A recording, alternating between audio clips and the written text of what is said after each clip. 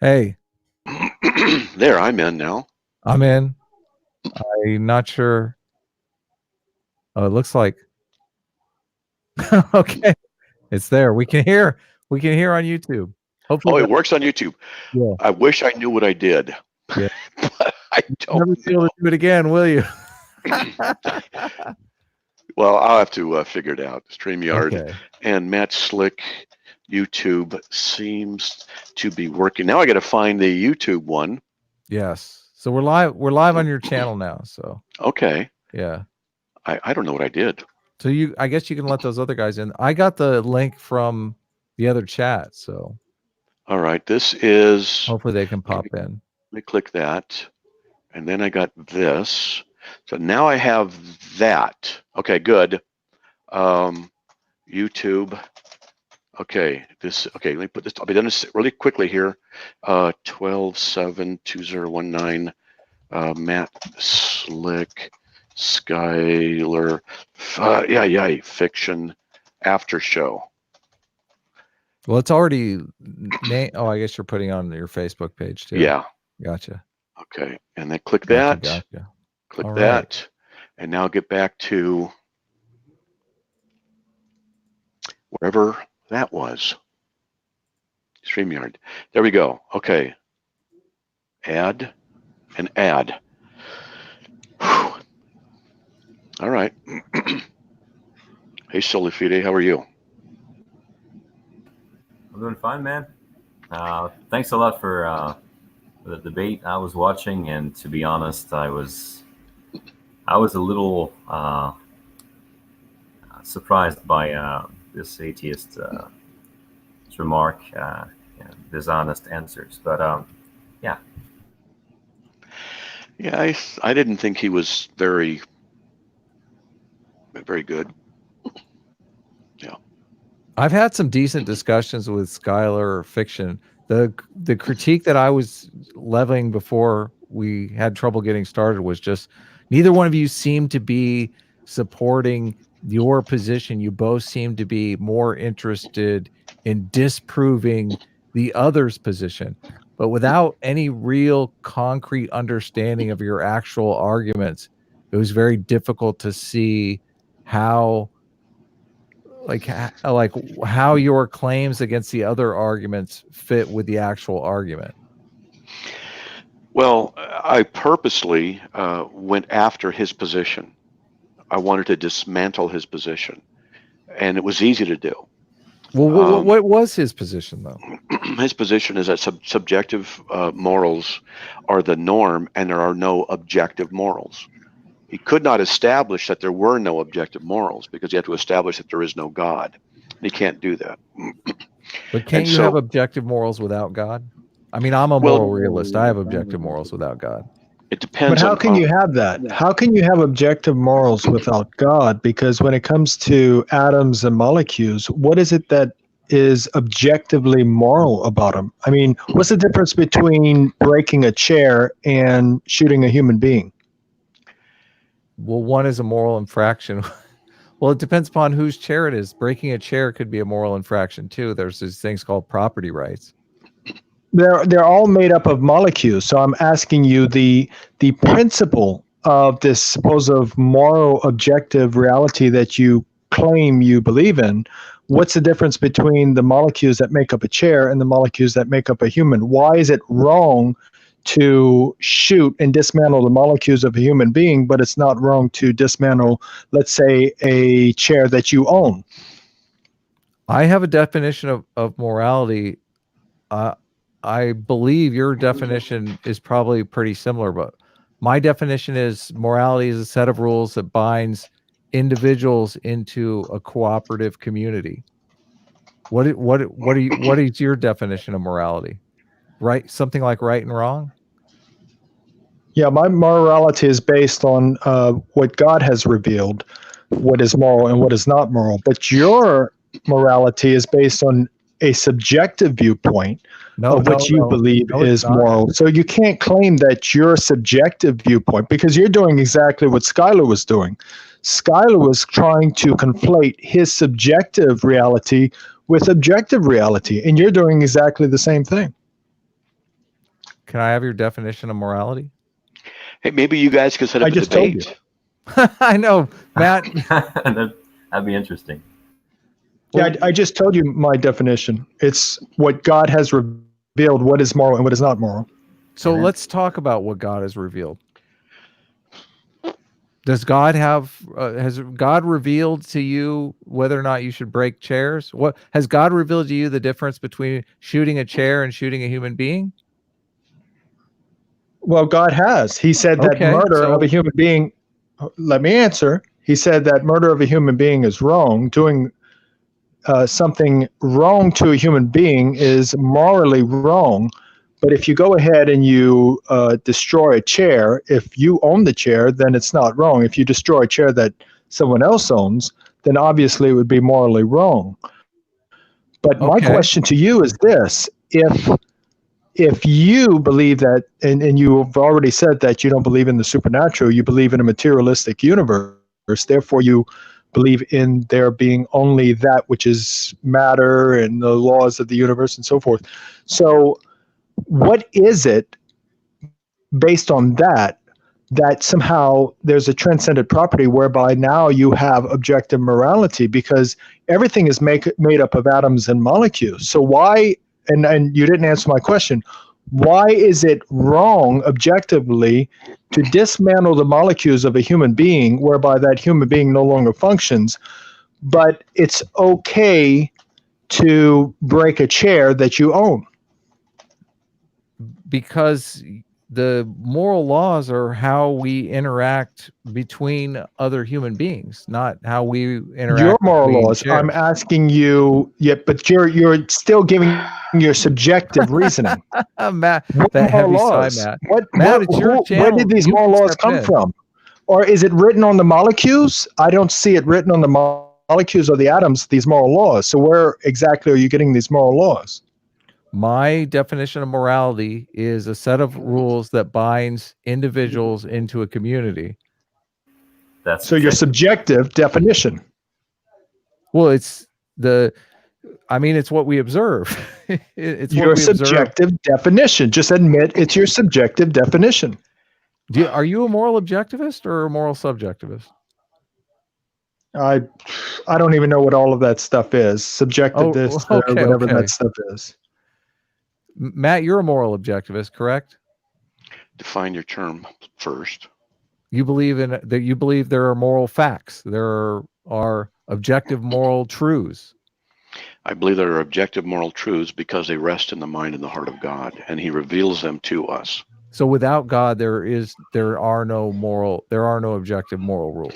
Depends on what you mean by objective. Because well, if you and I both agree that murder is wrong, you agree because it's against God's will, and I agree for reason X, we are still agreeing that murder is wrong. We're still agreeing that that is a objective moral fact. We have to define what an objective moral thing is first. And independent of human minds is generally.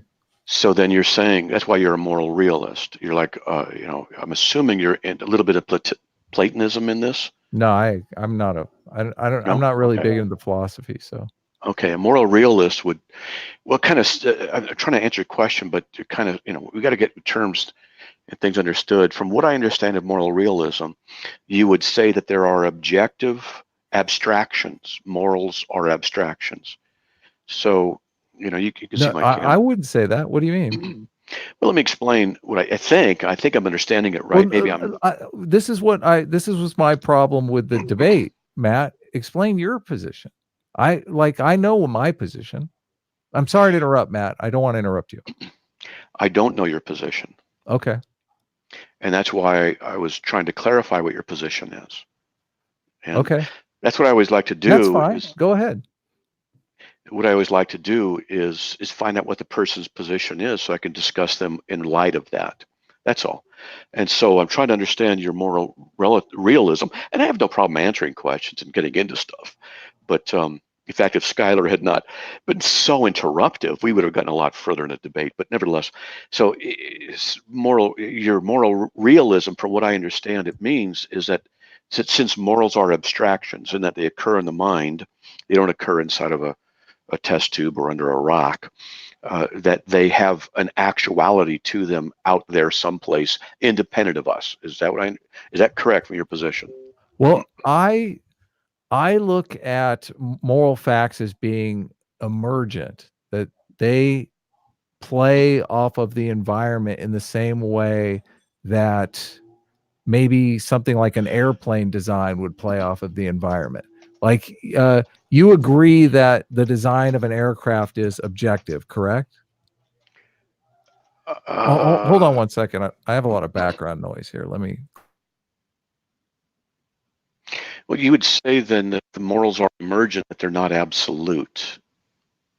Because actually, I want to actually talk about this a little bit, because this has been a question I've been dealing with in another unrelated issue about the Trinitarian being of God versus a Unitarian view of God. And for example, this really was interesting to me. Can God love if he's Unitarian? Well, there's no one to love. Love is an other-centeredness, so he cannot have love. But it would be an emergent property of love once creation and objects of love were there. And so if the question then becomes, is the emergent quality an ontological essence, or is it not an ontological essence? Or is it something that emerges out of other qualities? So this is something I'm actually interested in discussing. I've been discussing with other people. So when you say the statement, morals are emergent, I'm not playing games with you. To me, it's like, that's a great question. And I need to discuss that other issue to help shed light on this issue. It's a great question. So I want you to understand that I'm taking your question seriously, but I'm not exactly sure what that means to say that they're emergent. Well, is the design of an aircraft objective? Don't know what you mean by objective in that context. Is it design something that is design constraints? Like, if you define objective as measurable, then yes, it's objective. Is the design of an aircraft subjective? I mean, there's certain aspects of it that we can say are subjective, like we could change, but color. Yeah, exactly. It has to measure up to certain specifications. Otherwise, it's no longer going to be able to fly, right? It's not going to be. Right. Yeah. So I view morality in the same kind of way, that you can't really say morality is subjective, because morality has to have certain design principles to it. Otherwise, it is not going to effectively serve its purpose. And morality very much has a purpose. Okay, then would you say, I'm trying to understand, you're a moral pragmatist?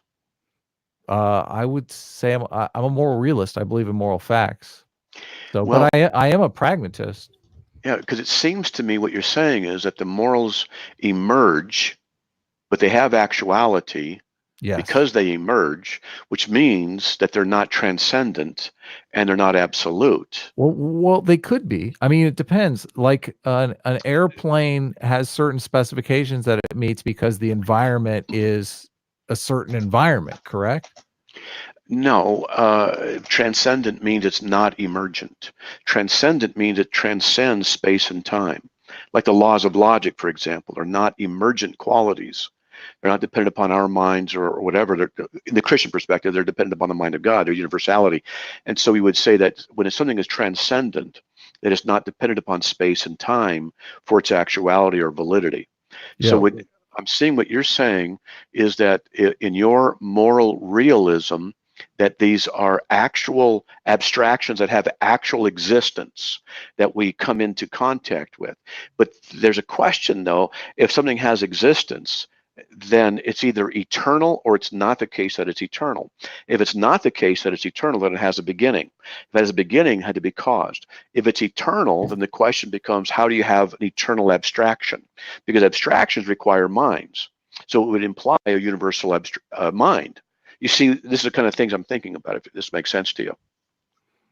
Well, I just, are we in agreement that morality is a set of rules? I mean, the Ten Commandments is a set of rules, right? Yeah, it's a set of 10 rules.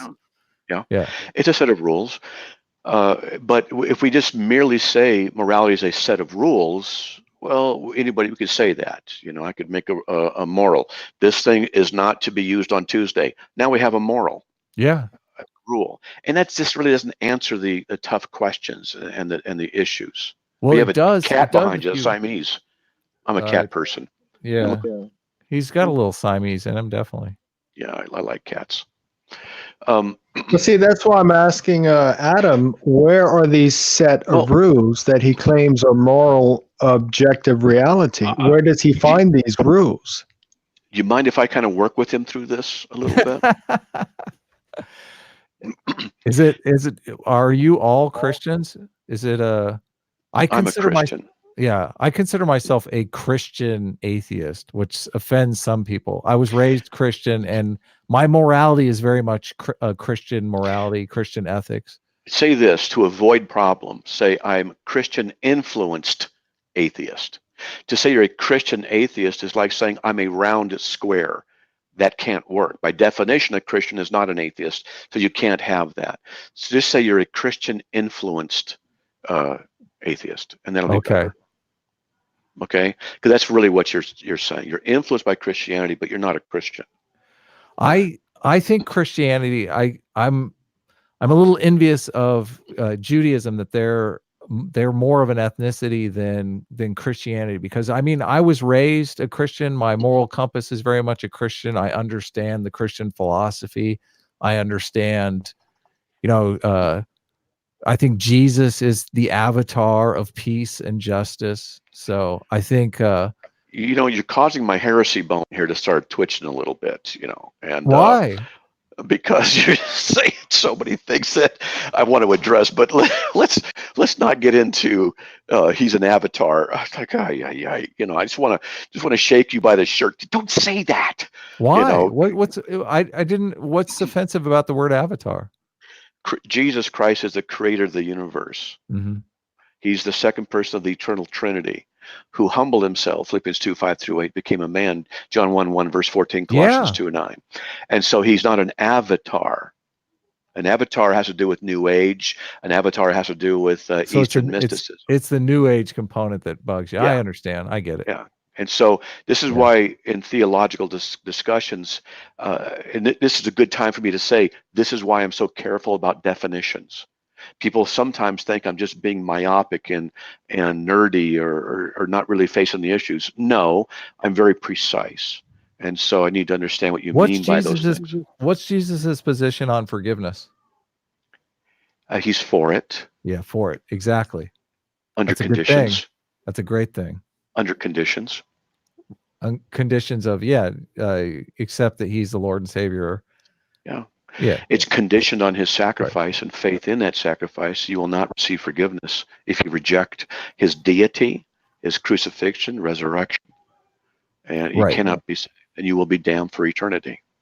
What's the position on forgiveness of, your neighbor and that kind of thing? Christians are supposed to forgive their neighbors. That's what they're supposed to do. Yeah. That's a moral rule. Yeah. Yeah, it is. We don't always live it. That's something I'm having to deal with lately, is realizing, for example, that what I think is forgiveness in my own heart is not really forgiveness in my own heart. So, it's just something I'm having to wrestle with, particularly lately. Yeah, it's hard. I'm realizing, oh man, you're not kidding. You got it easy as an atheist. You don't have to wrestle with these things. I don't have it easy. That's not true. Yeah, you got it easy. You don't know what it's like to. The Christian position's easier. I just want to shake you by the shirt again, and just say, "Stop that." Well, you're gonna live forever, man. Oh, I will, and you will too. I'll be living in the presence of my Lord, and you're going to be living outside the presence of the Lord. So, aside from all this, you want to go back to the objective morality? Yeah. So, if you're going to say morals are objective, let's analyze what a moral is. And maybe the case is I'm too analytical about these things, which stops conversations. But this is the level where I'm at now. All these years, I have to think about this. But what is a moral? I could write a moral on a piece of paper. I could also write, for example, if I were to do it and put it up like this, the number 2. Well, the number 2, I'd say, is that the number 2, in one sense yes, another sense no. It's a representation of the number 2, but it's not two-ness. It is a representation of that, because if I were to crumple it and tear it up, 2 is not destroyed, just that representation of 2. So we would say that 2 is an abstraction. It's something that occurs here. We don't find 2 or two-ness under rocks. We don't take pictures of them. So the essence of what a 2 is an abstraction. And so the same thing, thou shalt not lie. I can write that on a piece of paper and say, here it is. That's a moral. Now, is that the essence of what that moral is about don't lie?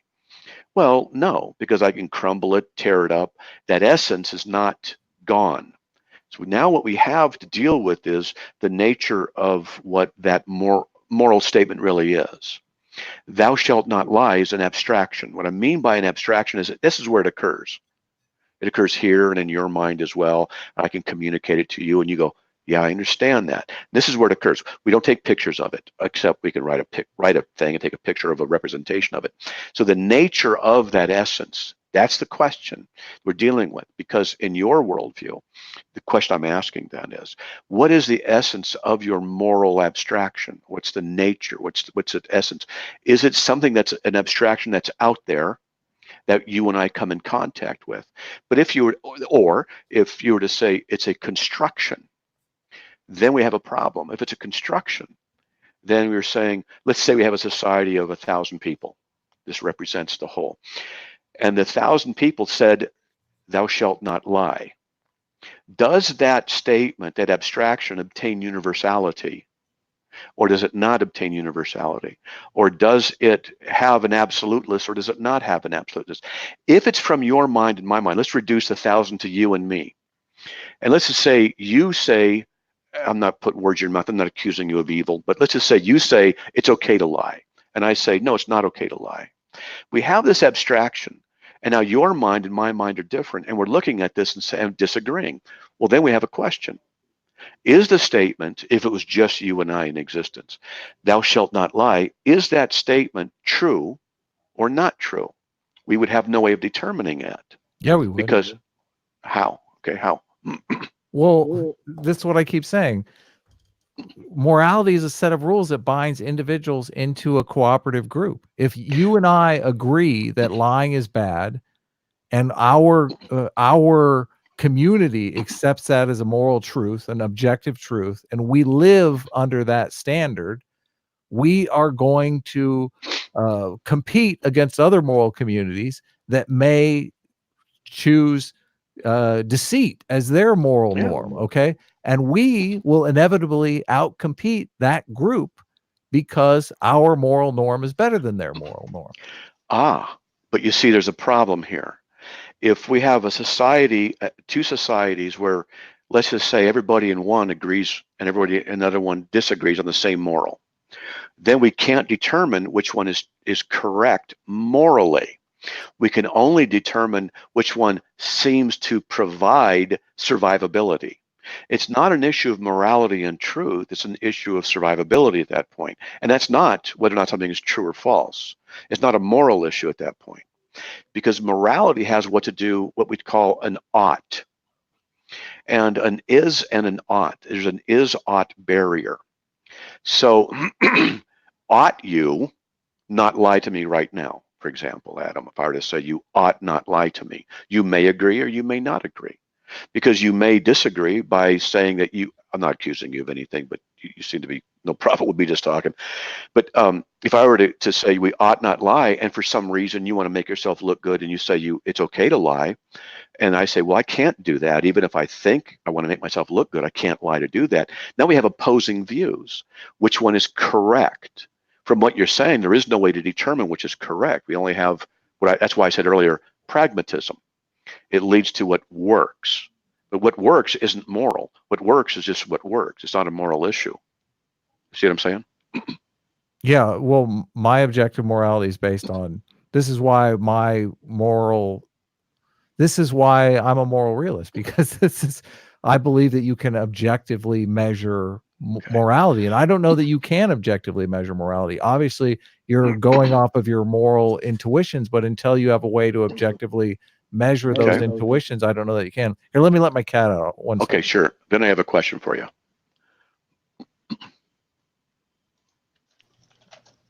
I followed what you were saying there, Matt. Okay, you can see this is a serious issue, and so, for example, Skylar doesn't. He's not knowledgeable enough in these kind of things. I have a discussion here. I'm not knocking him, but these are the important issues. So let me ask you a question, Adam. Let's say the society of 1,000 people agrees on a certain moral. Now, I got Okay. a question. Does that moral abstraction become an actuality? In that it's an actual abstraction. Well, that complicates the issue more than it has to be. Like, why do we even care about abstract or concrete? Like when you talk about two is an abstraction, but two represents something in the natural world. It represents two rocks. It represents two eyes. It represents, I mean, it's a concrete thing. Just like if we say murder is wrong, that's a concrete thing. It's not just an abstraction. Just because it's a rule doesn't make it an abstraction. Well, here's something to think about in relationship to that. Numbers accurately relate to reality. Now, this is a side topic we could discuss. Why do numbers relate to actuality? Why do they work? That's a very interesting discussion, but we're not going to get into that right now. Yeah, I know it's kind of off the beaten path, but go ask your question again. I don't think I answered you. Okay, so let me preamble a little bit. So you said, and I agree with you, two relates to two eyes, to two rocks. I forgot all the examples. I agree. So two-ness, which is an abstraction, relates to actuality. So also a moral, which is an abstraction, relates to reality. Now, two-ness, we call them. I don't understand how a moral is an abstraction. It occurs in the mind. But it's a rule that you act out. A rule occurs in the mind. Not when you murder somebody. That's not just in the mind. That's an actual physical. I didn't say it event. I didn't say it only occurs in the mind. I said it occurs in the mind, and then what we do is we act based upon what we believe or what we know. But that's just a moral intuition, though.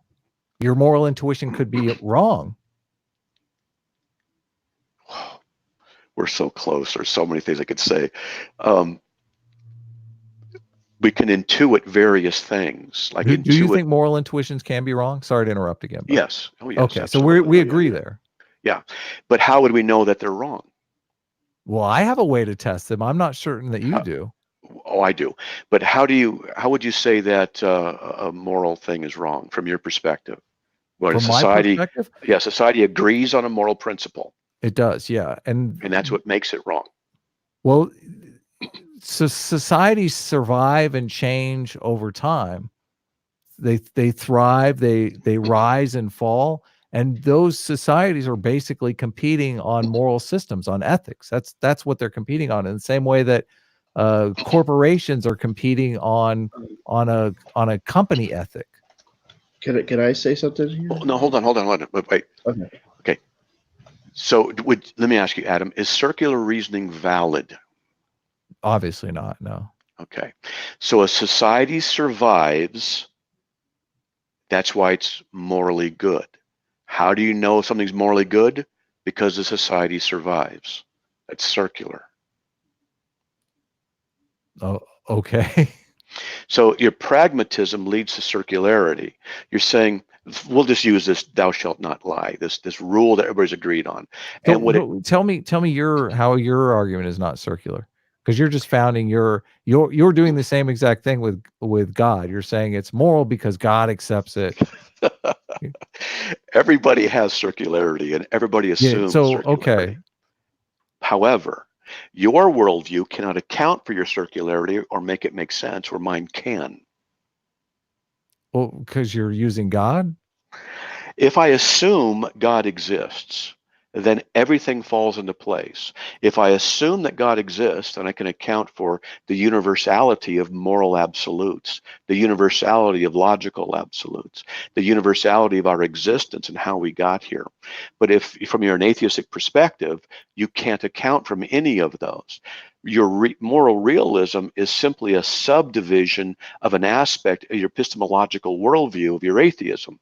So I don't know if you heard me tonight on materialism. Are you a materialist? Yeah, I'm a materialist, definitely. Okay. Naturalist, So then, materialist, all that good stuff. yeah. So your materialism is self-refuting. And if something's self-refuting, it should be abandoned. And so let me show you how it's self-refuting. So the universe, by materialistic necessity, operates under the laws of physics, chemistry, motion, matter, and so does your brain. Your brain is a physical thing in the physical universe, and therefore it is required to operate under the laws. Let's just reduce them all now in this context, just for simplicity, we'll reduce them down to the laws of chemistry. So your brain is required to work under the laws of chemistry.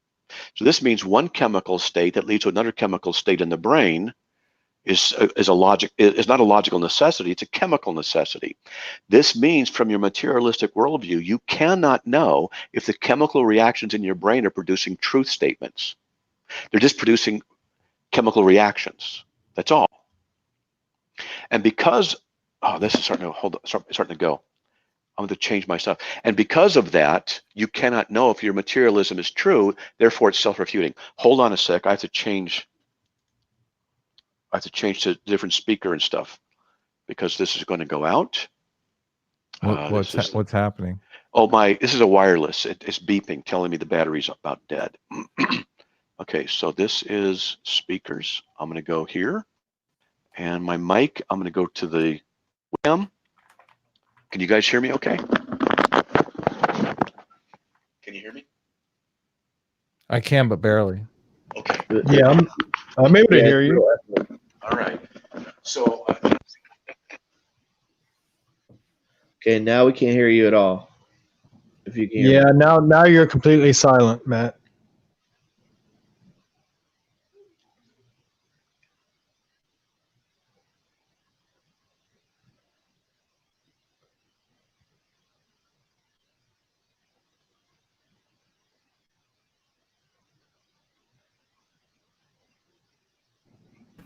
Hey, Matt, I don't think you're able to. Are you able to hear us? We said we're not able to hear you. Oh, good. Let's all make fun of him while he can't respond. Is that any better right there? Can you hear me? Yes, it's a little echoey, but we can hear you. Okay, good. Yeah, we can hear you, but it's a little distant. Yeah, I apologize for that. My headset here, which is wireless, has about a 2.5 hour battery length, and I have another one, and I want to put both of them on so I can just switch between those instead of using the headset mic. The webcam mic. I apologize for that. There's a way to use this microphone. Oh, that'd be interesting. But I won't do it. Okay. You can hear me well enough. So what I'm trying to show you, Adam, is that your materialism as an atheist. We're talking about materialism now. We're not talking about morality. Well, they relate. Because what I'm trying to show you is you have a worldview, and in your worldview, you say materialism. In your worldview, you say how to treat a lady. In your worldview, you say how to whatever. I never brought up materialism. You said you're a materialist. I asked you. You asked me if I was a materialist, and I said yes. But I mean, right. Why are you attacking materialism when we're having a conversation about morality? Because I'm trying to show you that because of your materialistic worldview, it's a self-refuting view, right? And that it cannot be valid. You're basically trying to say that my worldview. You're trying to make the argument that my worldview is incoherent. A lot of Christians do this. If it's incoherent. Okay. So for the sake of argument, just to skip to the chase here, I'm going to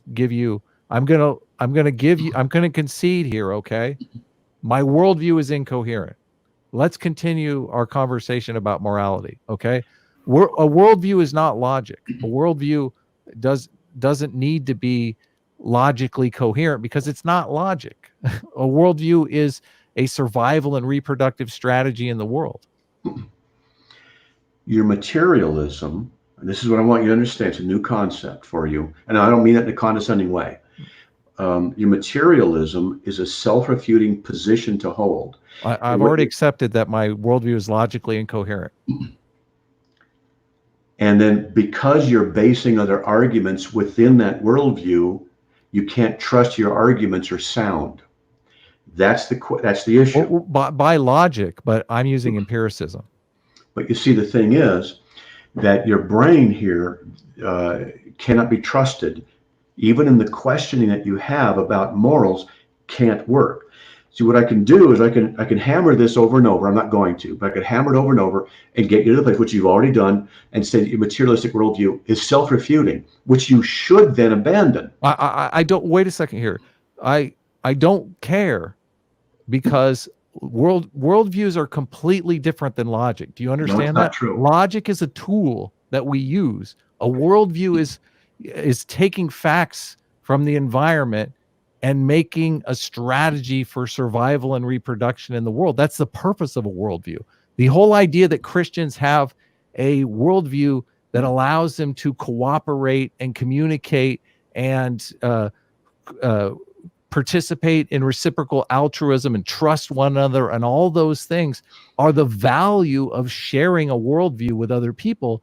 But that value is in its survival and reproductive strategy against the world. But logic is like, has nothing to do with it. Talk to a social justice warrior and you'll see how logically coherent worldviews are virtually non-existent. The Christian worldview is very logical and very coherent. I agree. The atheist worldview is not logical and it's incoherent. And what you would base your information, your learning, your morals that you would develop within that system, therefore, is automatically suspect. If your worldview is illogical, if your worldview is incoherent, and you develop, for example, morality out of that worldview, then automatically we can't trust your morals as being true or the right ones, because you have a system of thought that is self-refuting and inconsistent. And if that's the case, why then should we trust the morals, which you say are not logical? You haven't established that's the case. But if you're going to argue from that perspective of materialism, which is self-refuting, you should first give that up, which means then logically you should believe that there's a God. But now all of a sudden, if that's the case, then what would necessitate is that there are objective, abstract morals out there that contradict your moralistic, realistic view. But this is why it's so important. This argument is just an appeal to emotion. It bases it totally is. Let me explain. It's based on the consistency bias in human beings. As human beings, we all have evolved this consistency bias. We want to be consistent because we want to show that we're trustworthy cooperation partners. So people hate to be inconsistent. And all you're doing when you're presenting this argument that my worldview is logically inconsistent is you're pressing an emotional argument against me that is forcing me to want to be logically consistent. But I've already given you, I'm not going to fall for the consistency principle, okay? Sometimes consistency can be deadly. If you're working with a certain survival and reproductive strategy that's working in an environment and that environment changes, you need to change your strategy. Consistency can kill you. So science is a testament to not falling for the consistency principle, okay?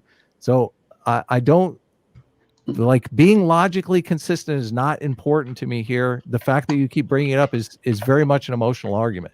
I'm curious about your argument as far as objective morality goes, because my argument for objective morality is based on empiricism, based on study.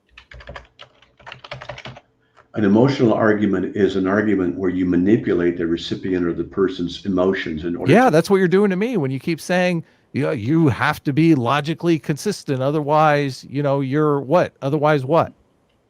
Why do I have to be logically consistent? Because I'll be a bad person, right? I mean, that's basically what you've said.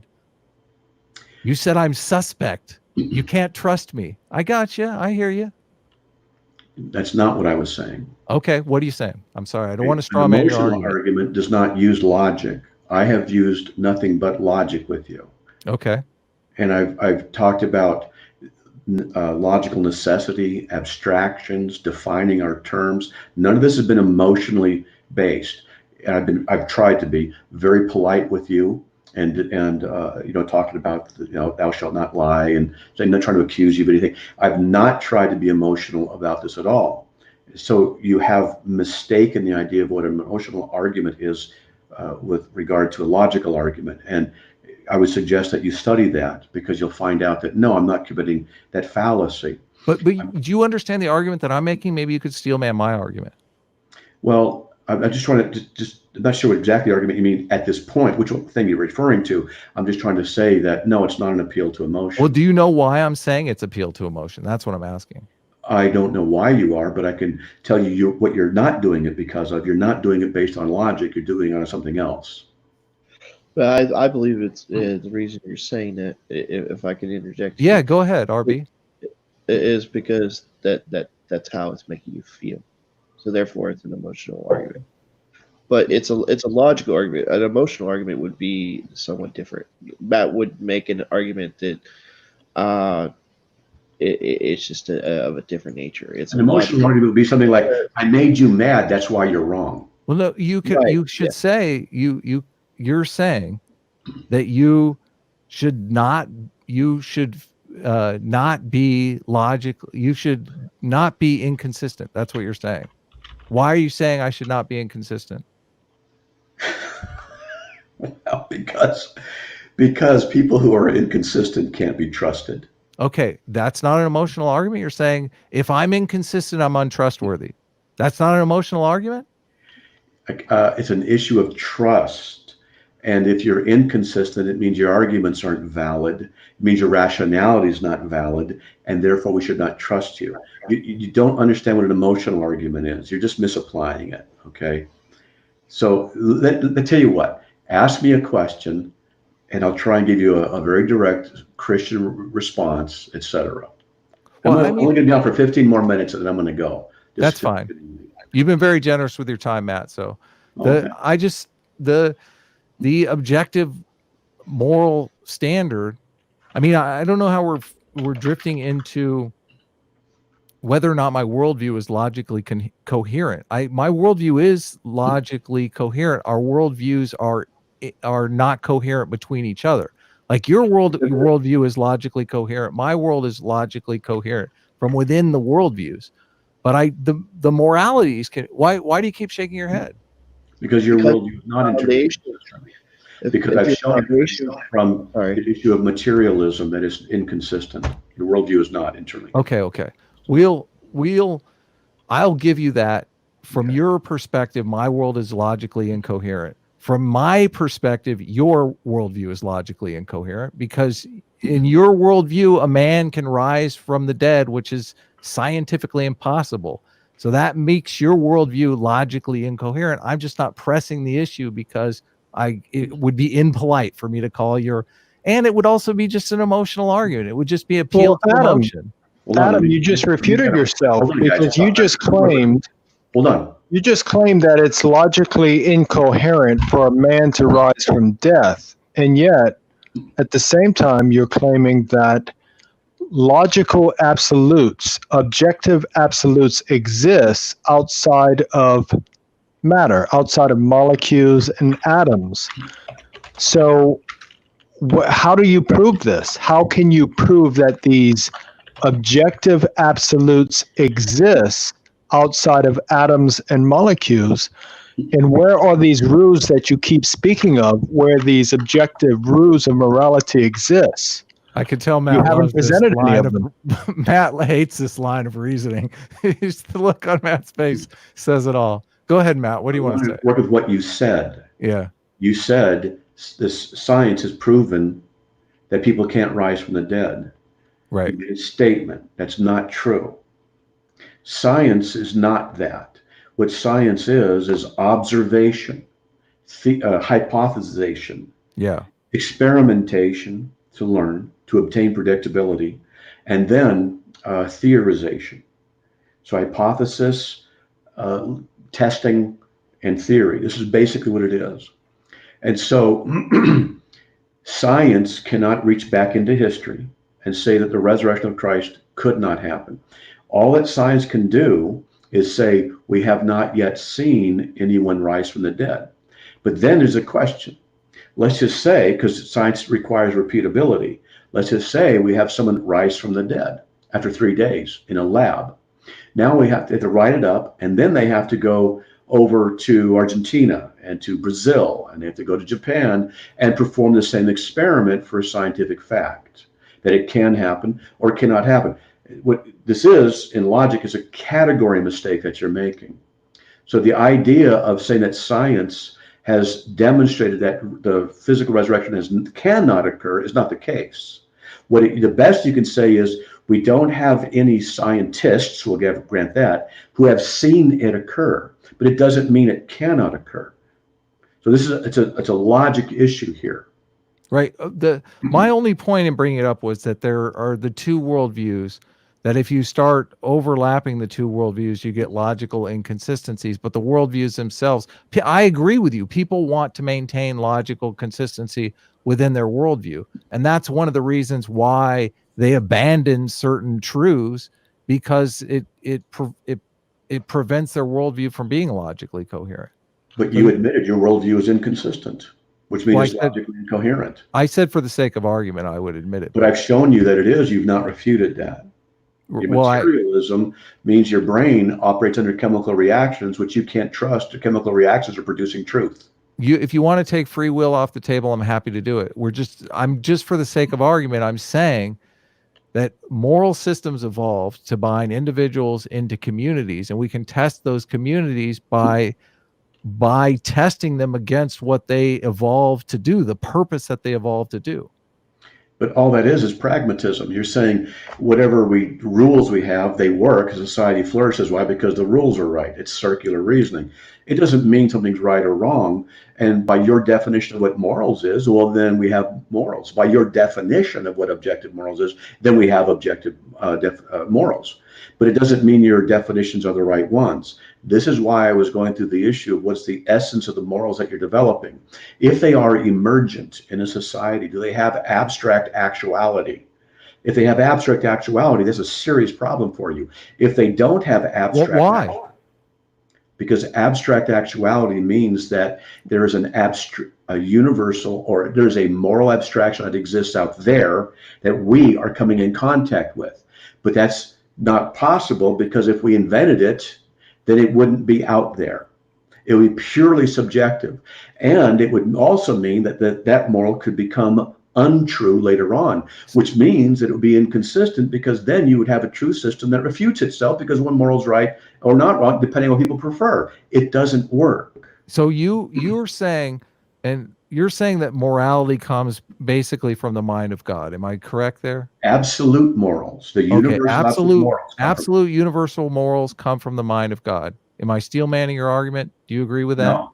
I can give you an example of something we could discuss. Where do morals come from? Okay. Absolute, in your argument. Absolute invariant morals come from God. God. Societies okay. That's what I said. Societies can have morals that are dependent upon their subjective preferences. Sure. They come from somewhere else. Your morals. That's not what we're talking about. Well, I'm just saying, those morals come. You're saying morals come from God. You're saying other people's morals can come from other places. Well, I just want to ask you, the morals that come from God, the morals that you agree with. Okay, what are the purpose of those morals? That's a good question. I would say that the purpose of those morals is to reflect the true character of God, who knows. Now that is circular. Who knows all things, and therefore, because he knows all things and has all wisdom, reveals to us what is the right thing to do, and that brings glory to him and the greatest well-being for us. So you're saying the greatest well-being for us, that brings glory to God. That's one of the things that would. So we're in agreement. We agree morals are for the same thing, because that's what I'm saying. Morals are about the greatest well-being. Survival and reproduction is the greatest well-being for us. But the greatest well-being for you is eternal salvation. Well, the greatest well-being for you, you just said, is, serves to God's glory, right? Well, the greatest well-being for me, we just take God out of the equation, but it's still the same exact thing. No, it's not. Morality facilitates the greatest well-being for me the same way morality facilitates the greatest well-being for you. You go a step further and you say this great well-being is a service to God, a testament to God that the morals are right. but we don't need to take that last step. But you asked me what the Christian view is. The Christian worldview is that we do this for the glory of God, and that these morals emanate out of God's character. And by obtaining them and observing them, we're giving him glory, and we are observing, hopefully experiencing the greatest good that can happen to us in that physical sense and eternal sense. And then what you do is you extract part of that and say, see, it's the same thing. It's not the same thing if you have to extract part of it to misrepresent our position. Well, I think the Christian worldview is a stronger worldview simply because it has a better authority behind it than a secular worldview. And this is the problem that I see in the secular humanists, because the secular they don't have any bite in their moral worldview. They can come out, they can basically copy paste all of your morals. Thou shalt not kill, thou shalt not lie, thou shalt not steal. All the moral system that Christianity has developed, they can basically copy paste that, but they, without having a God, they don't have that cop on the beat. That, well, it's not just a cop on the beat, because you're saying, you know, we live God's rules, and that pleases God to see us doing well, living his views, you know, surviving and thriving by living his moral code. The secularist, the evolutionist doesn't necessarily need God in that equation, but I am willing to admit that God is a brilliant motivator for sticking to the rules. Yeah, but you see, in my worldview, it all makes sense. In yours, it does not. So by yours, no, yours is internally inconsistent, and I've shown you that.